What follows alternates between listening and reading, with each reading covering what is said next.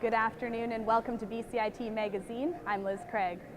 It's been 8 months since the Stanley Cup riots, but as Aaron Mackay reports, charges are still being laid and police continue to seek public assistance in finding culprits.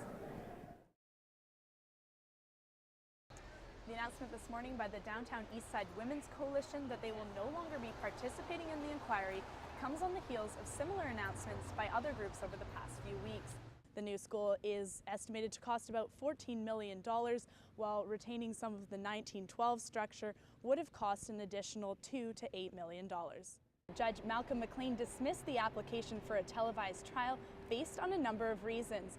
He said there were safety concerns both for witnesses and for court personnel, and also still a lot of questions surrounding the technology, fears that images could be manipulated once they were released onto the internet. And there's certainly more than books or even ebooks at the library these days. There's a whole range of comics, magazines, and even the latest movies and video games. And if you don't see what you're looking for, you can always just ask. Nearly 2 billion people in Britain and around the world are expected to tune in to see Kate and William tie the knot. And if you're not one of the 2,000 lucky enough to have one of the coveted invitations, there's still plenty of fun ways to get in the spirit, like Kate Middleton masks.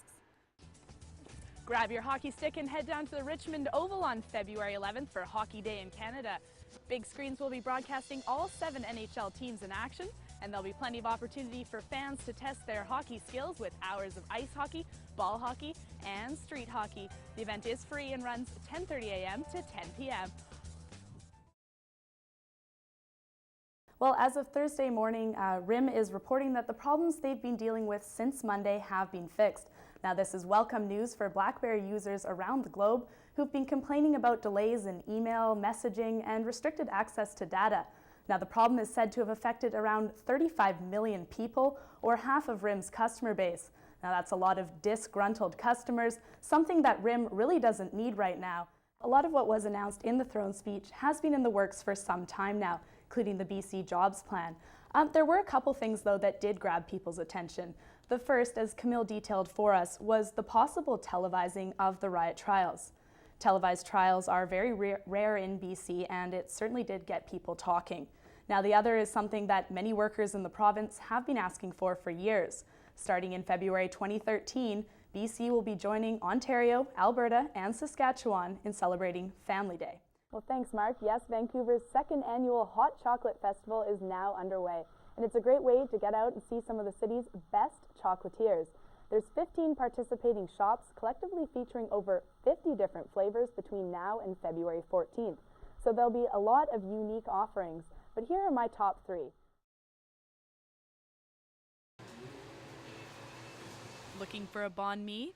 They're just one of the many authentically Vietnamese goodies available on the strip of Kingsway that will soon become known as Vancouver's Little Saigon. In our sub, what we do is we have Representatives from GetYourVoteOn.ca are hard at work. Armed with buttons, stickers, and plenty of information, they're targeting youth, reminding them to vote in the upcoming election.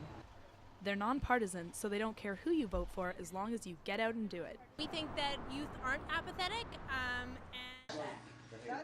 It's a fresh take on a great school classic: chocolates, treats, and a handwritten Valentine's Day message. Okay, so A Loving Spoonful has this great campaign called Candygrams, and I have one here. I'm Liz Craig, and that's today's BCIT Magazine. Thanks for watching.